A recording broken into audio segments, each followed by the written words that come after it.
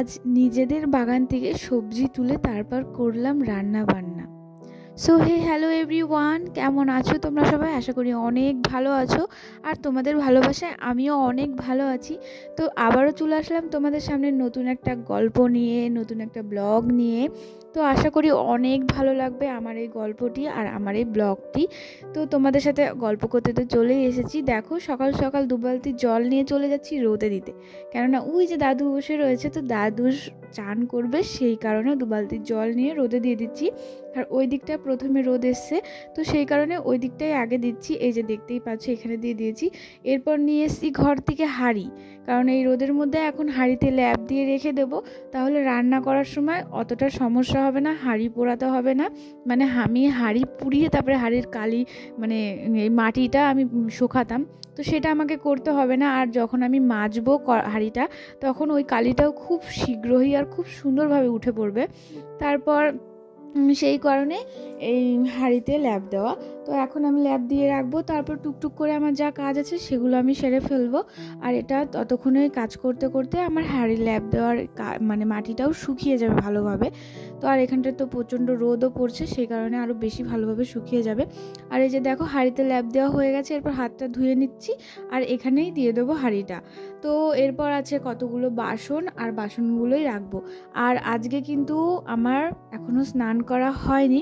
আমার আজকে স্নান করতে একটু লেট হয়ে গেছে, কেননা আমি একটু সকালবেলা দোকানে বসেছিলাম, সেই কারণে। তারপরে এই যে এখানে দোকান থেকে যে চায়ের বাসন টাসনগুলো ছিল, ঘরের টুকটাক বাসন ছিল, সব নিয়ে চলে এসেছি। এবার এগুলো সব মেজে নেব। আর ওইদিকে দাদু বসে রয়েছে, আর দোকানটা একবারে বন্ধ করেই ধুয়ে চলে এসেছি, কেননা আমাদের বাড়িতে এই মুহূর্তে আর কেউ নেই, খেয়ে দেখবে। আর আমি রান্না বান্না করব, এখন চান টান করব, পুজো দেব। তো সেই কারণে না আমি আর ওই দোকানের দিকে যাব না এই মুহূর্তে। কেউ নিলে তখন ডাকে, যার যার খুবই প্রয়োজন হয় সে ডাকে, যার প্রয়োজন হয় না সে তো চলেই যায়। সো দোকানে যদি কেউ না থাকে, সবাই কি সবসময় ডেকে ডেকে কি আর মালপত্র নিতে চায়? তো যে যেরকম মানে বুঝে সে সেটাই করে। তো এই যে দেখো, এখানে আমি সব বাসনগুলো মেজে নিচ্ছি। আর ওইদিকে দাদু আমার সাথে বসে বসে গল্প করছিল। তারপরে দাদুকে বলছিলাম যে ভাত টাত খাবা নাকি, খিদে পেয়েছে নাকি? বলছি কি না, এখনই তো খেলাম, ওগুলো এখনও ঠিক হয়নি, মানে হজম হয়নি, ওগুলো আগে একটু হজম হয়নি তারপরে খাবো। আর এই যে কড়াইটা এখন মাজার কারণ হচ্ছে, সকালবেলা গ্যাসের মধ্যে কটা ভাত আর এক তরকারি রান্না করে ফেলেছি, সেই কারণে এই ছোট্ট কড়াইটাই করে রান্না করেছি, কারণ একবেলার তরকারি তো। আর তরকারিটাও রান্না করেছি জাস্ট আমার জন্য, দাদুর জন্য। বাবা মা ওরা কালকের ভাত তরকারি ছিল, ওগুলো খেয়ে চলে গেছে। আর ভাতও দাদু আর আমার জন্যই গরম গরম ভাত রান্না করা হয়েছে, দাদুর জন্যই গরম ভাত রান্না করা হয়। নাহলে আমাদের বাড়িতে ওরকম সকাল সকাল যে গরম গরম ভাত লাগবে ওরকম কোনো ব্যাপার না। যার যেটা ওই মুহূর্তে যেটা পায় সেটা হলেই মানে যথেষ্ট। তো এই যে এইদিকে বাসনগুলো মাজা হয়ে গেছে, আর এই যে উপর করে থুয়ে দিচ্ছি কিছুক্ষণের জন্য, জাস্ট আমরা এখানেই সবসময় উপর করে রেখে দিই, তারপর এখান থেকে আবার তুলে ফেলি। এই দেখো সকালের বাসন, ওই থালাগুলো সকালের বাসন আমি ঘুম থেকে উঠেই মেজে ফেলেছিলাম। আর মানে মা বাসি কাজ সারছিল, আমি জাস্ট এই বাসনটাই মেজেছি, তারপরে দোকানে চলে গেছিলাম। আর এদিকে মা টুকটুক করে সব কাজ করেছে। তার আগে তো আজকে আর কিছু বলার নেই, দাদুর যা অবস্থা করেছে তো সেটা আর কিছু বলবো না, থাক। তারপরে এই যে বাসনগুলো মেজে একবারে চলে যাচ্ছি স্নান করতে। আর আমি যতক্ষণ স্নান করতে না যাব, মানে এটা ওটা কাজ ধরলে সেটা কমপ্লিট করে তারপরে ছাড়ি, তো ওই কারণে না আমার চান করাও লেট হয়ে যায়। আর একটু 9টা যদি বেজে যায়, মানে সকাল সকাল ঘুম থেকে করে যদি 9টা বেজে যায়, তাহলে আমার মনে হয় কতটা বেলা হয়ে গেছে, এখনও স্নান করতে পারলাম না। তো সেই কারণে আগে গিয়ে আমি স্নান করতে চলে গেছি। আর এই যে দেখো স্নান করে চলে এসেছি। আর এটা যে আমার কি অভ্যেস হয়েছে কি জানি, স্নান করার পর না প্রচণ্ড জল চেষ্টা পায়, তো ওই জল না খেলে আমার হয় না। তো সেদিনকে একাদশী ছিলাম, তো একাদশীর পরের দিন যেহেতু পারণ ছিল, আর পারণটা না 11টার দিকে ছিল, প্রায় মানে 10টা 39 এরকম টাইম হবে হয়তো, তো ওরকম টাইম ছিল। তো সেই কারণে না আমার খিদে লাগেনি, কিন্তু প্রচণ্ড জল তেষ্টা পাচ্ছিল, মানে জল দেখে আমি জাস্ট পাগল হয়ে যাচ্ছিলাম সেদিনকার, কেন কি জানি। তারপরে এই যে দেখো, এখানে আমি ভালো করে স্কিন কেয়ার করে নিলাম। শীতকালে একটু স্কিন কেয়ার না করলে হয় না, এই যার প্রচণ্ড মুখ হাত পা টানে, সেই কারণে আগে স্নান করে আগে এই শোকেসের সামনে চলে আসি নিজের স্কিন কেয়ার করতে, তারপরে ঠাকুরের কাছে যাই, পুজো টুজো দিই। তো তো এই যে তারপরে এই যে মাথাটা আঁচড়ে নিচ্ছি। আর আমি না এই ইদানিং খুব কয়দিন ধরে দেখছি যে আমি একটু নিজের প্রতি একটু বেশি ফোকাস করছি, নিজেকে একটু বেশি যত্ন করছি। কেন জানি না, আগে তো 2-3 দিন হয়ে গেলেও মানে মাথাটা আঁচড়াতাম না, মানে আমার ভালো লাগতো না। কিন্তু এই ইদানিং কয়দিন ধরে দেখি না, নিজেকে একটু যত্ন করছি, নিজেকে একটু গুছিয়ে রাখার চেষ্টা করছি, নিজের দিকে খেয়াল করছি। তো কেন জানি না, তো এই যে এইদিকে কি করব, আমার খেয়াল রাখার এই মুহূর্তে কেউ নেই, হাজব্যান্ড নেই, তো নিজের খেয়াল নিজেকেই রাখতে হবে। তো সেই কারণে তারপরে যে একটু রিলস শ্যুট করব, সেই কারণে একটু চুল বেঁধে নিচ্ছি। নাহলে তো আমি এরকম করে চুল বাঁধি না, বেশিরভাগ খোপাই করি। আর কটা রিলস বানাতে হবে, সেই কারণে এইভাবে একটু সেজে নিচ্ছি একবারে। আর এই যে সিঁদুর পরে নিলাম, এরপর খাওয়া মানে পুজো দিতে চলে যাব, তারপরে খাওয়া দাওয়ার দিকে যাব সকালবেলা। আর সকালবেলা বাসি কাজ তো করি না, আমি সবসময় তোমাদের বলি। আর এই যে দেখো পুজো মানে রিল শ্যুট করে তারপরে এখানে এসেছি মানে পুজো দেওয়ার জন্য। আর এখানে প্রথমত বাসনগুলো সব নামিয়ে নিয়ে আসলাম, ঠাকুরের বাসনগুলো। আর এই প্যাকেটটার মধ্যে আমাদের যত ঠাকুরের ফুল নোংরা যা আছে সব ফেলি, মানে কারোর পায়ে পায়ে যেন না থাকে, সেই কারণে। তারপরে যখন ভরে যায় এটা গিয়ে জলে দিয়ে আসি, তাহলেই হয়ে যায়। আর এই যে মানে বাটি জল নিয়ে আসলাম, এখানে যেহেতু একটু জল ছিল না, আর বাসন টাসন মাজতে গেলে একটু জল লাগে। আর ওই যে ওইদিকে অনেকগুলো কামরাঙা রাখা আছে, তো সেই কামরাঙাগুলো দিয়ে ডলে নিচ্ছিলাম। বিশ্বাস করবে না, এত সুন্দর পরিষ্কার হচ্ছিল না, মনে হয় কি আরও বাসন দিলে আরও বাসন মাজতাম, এত ভালো লাগে।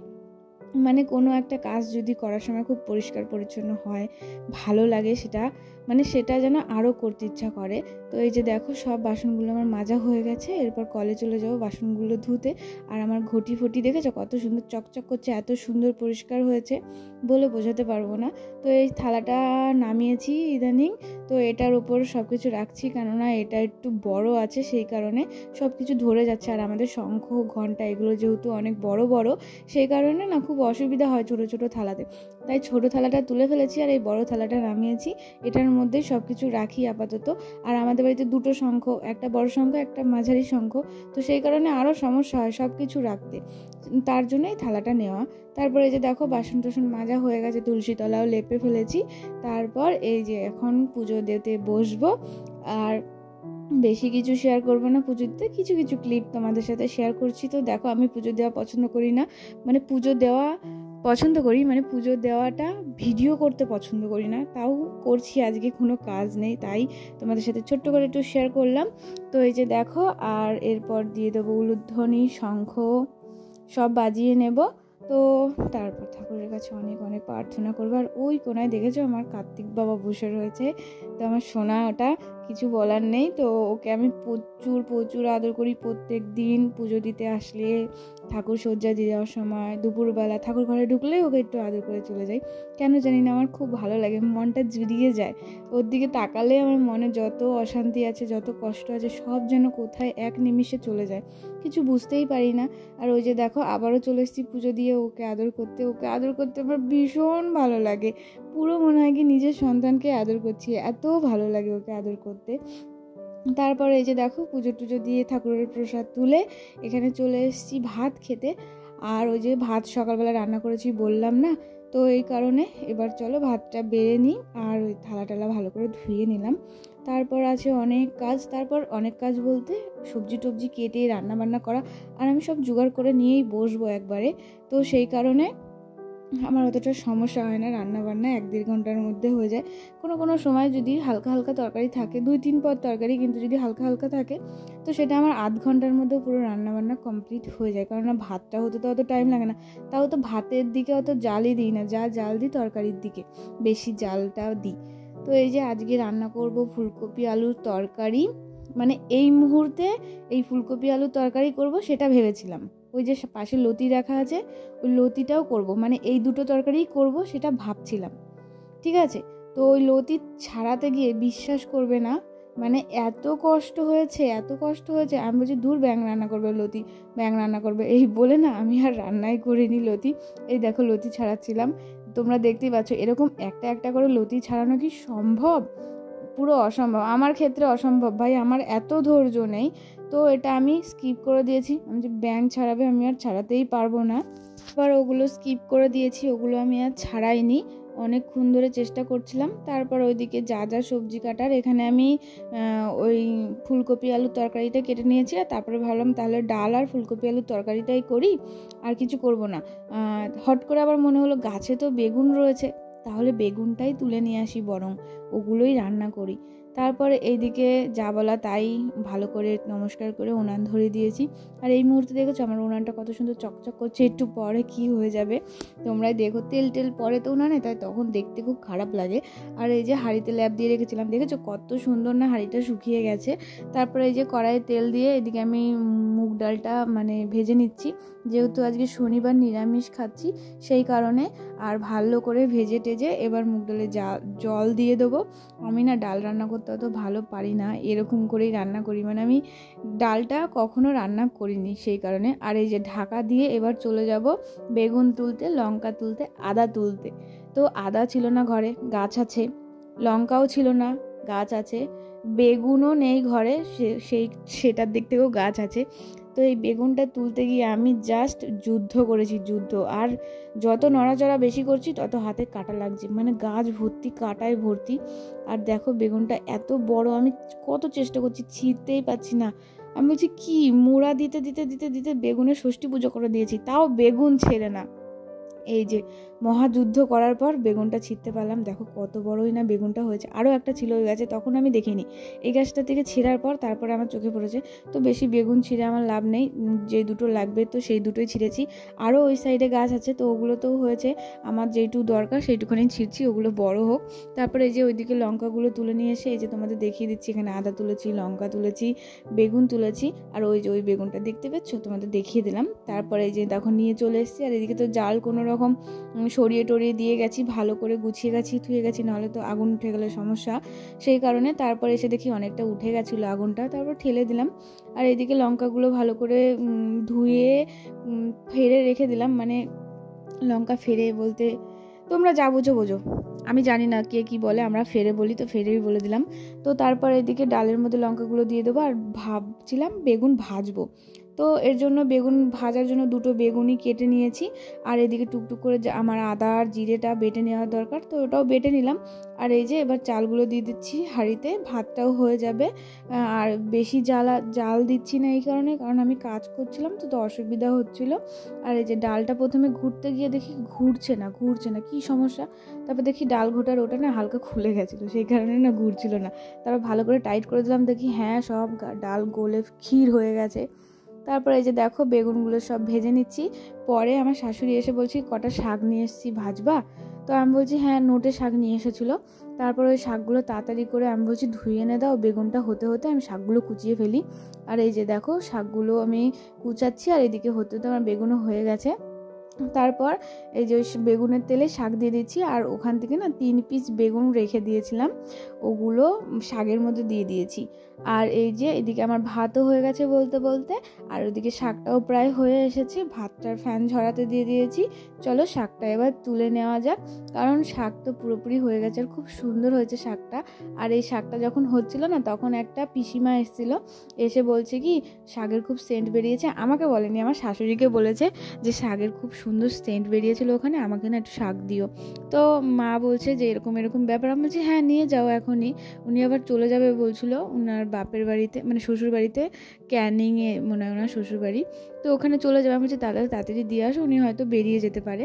তারপর এদিকে আলু ফুলকপি তরকারি করব, সেখানে আলু ফুলকপি ভাবাতে দিয়ে ওটা ভালো করে তুলে মশলা টশলা দিয়ে কষিয়ে এই যে তরকারি আমার কমপ্লিট। এবার চলো তরকারিটা নামিয়ে নিয়ে, আর এখানে তরকারি ফুটতে ফুটতে আমার এখানে পরিষ্কার পরিচ্ছন্ন করা সব হয়ে গেছে, ঝাঁটপেট দেওয়া গোছানো গাছানো সব কমপ্লিট হয়ে গেছে। বাটিটাও মানে মা গিয়ে ওপরে তুলে থুয়েছিল, সেটা আবার নিয়ে আসলাম। আর এই যে তরকারিটা ভালো করে নামিয়ে ওখানটায় মানে সুন্দর করে তরকারির গামলাটা চারিদিকে একটু মুছে নিলাম, নাহলে না আমার ভালো লাগে না। তো ওর জন্য সব কিছু মুছে মেছে এই যে এখানে সব ধুয়ে দিচ্ছি। চলো ঘরে এবার তরকারিটা ধুয়ে দিই, এরপর ভাত খেতে চলে যাব ডিরেক্ট। দেখো চলে এসেছি, বাসন মেজে ভাত খেতে এসেছি। হাঁড়িটা ল্যাপ দিয়ে ধুয়েছি আবারও, যেন সকাল টকাল রান্না করতে গেলে অসুবিধা না হয়। তো তো এই যে আমার শাশুড়ি এদিকে ভাত বাড়ছিল আর আমি ওইদিকে বাসন মাজছিলাম। তো মাকে আমি বলেছিলাম যে মা তাহলে তুমি ঘরটা একটু ঝাড় দাও, রান্নাঘরটা, আর আমি এদিকে বাসনগুলো মেজে দিই। তো মা তার জন্য এসে ঘরগুলো ঝাড় দিচ্ছে। তো মাই বাসন মাজতে গেছিলো প্রথমে, আমি বলছি তোমাকে আর মাজতে হবে না, তুমি ঘর ঝাড় দাও গা। তো মা এসে এখানে ঘর ঝাড় দিয়ে বাসনগুলো মাজতে শুরু ভাত বাড়তে শুরু করে দিয়েছে। আর আমি এদিকে বাসন টাসন মেজে যে ভাত খেতে চলে এসেছি। তারপর দাদু, আমি আর মা মিলে খাচ্ছি, কারণ এই 3 জনেই আমরা বাড়িতে রয়েছি, বাবাও বাড়ি নেই, ঠাম্মাও বাড়ি নেই, তো সেই কারণে। আর এই যে এইদিকে ভালোভাবে সব ভাত টাত বেড়ে নিচ্ছে। আর আমার শাশুড়ি না লবণ ছাড়া খেতে পারে না, মানে ভাত লাগবে না লবণ লাগবে, এরকম একটা ব্যাপার। তো এই যে এইদিকে আমরা ভালো খেয়ে নিচ্ছি। আর শাকটা না সত্যি বলবো খুব টেস্টি হয়েছিল। তো সব তরকারিগুলোই মোটামুটি ভালো হয়েছিল, তো সেটার জন্য কোনো ব্যাপার না। আর এই যে সবাই মিলে এখন খাওয়া দাওয়া করে নিচ্ছি, কি আর বলবো। তো ভিডিওটা কেমন লাগলো অবশ্যই তোমরা বলতে যেন ভুলো না। আর ভালো লাগলে অবশ্যই লাইক, কমেন্ট, শেয়ার, সাবস্ক্রাইব করে আমার পাশে থেকো। আর এইভাবেই আমার প্রত্যেকটা ভিডিও দেখো, প্রত্যেকটা ভিডিওতে অনেক অনেক অনেক ভালোবাসা দিও। আর এই যে দেখো বলতে বলতে সবার খাওয়া দাওয়া কমপ্লিট। আমার শাশুড়ি সবসময় একটু লেটই হয়, আর আমার সব সময় ফাস্ট হয়, মানে আমি খাওয়ার দিক থেকে এত ফাস্ট কেন জানি না, আমি সবসময় একটু তাড়াতাড়ি আমার খাওয়া দাওয়া হয়ে যায়। মানে এক কথা আমি ভাত নিয়ে বসে থাকতে পছন্দ করি না। মা লক্ষ্মীকে অপমান করে আমার কোনো লাভ নেই, ঝপাঝপ খেয়ে নাও, খেয়ে নিয়ে বসে থাকো। আবার এরকম খাওয়া দাওয়া হয়ে গেলেও এরকম করে বসে থাকতে নেই, শুনেছি সবার কাছে। তারপরে এই যে এইদিকে আমি খাওয়া দাওয়া করে উঠে চলে যাচ্ছি, সব মা এরপর গিয়ে বাসনগুলো ধুয়ে নিয়ে আসবে। আমার হাজব্যান্ড ফোন করেছে আমাকে অনেকবার, আমি ফোনটা রিসিভ করতে পারিনি, এই যে ভিডিওটা করার সময়ও ফোন করেছিল, সেই কারণে। এরপর এই যে উঠে আমি চলে যাচ্ছি। তো টাটা বন্ধুরা, ভালো থেকো তোমরা সবাই।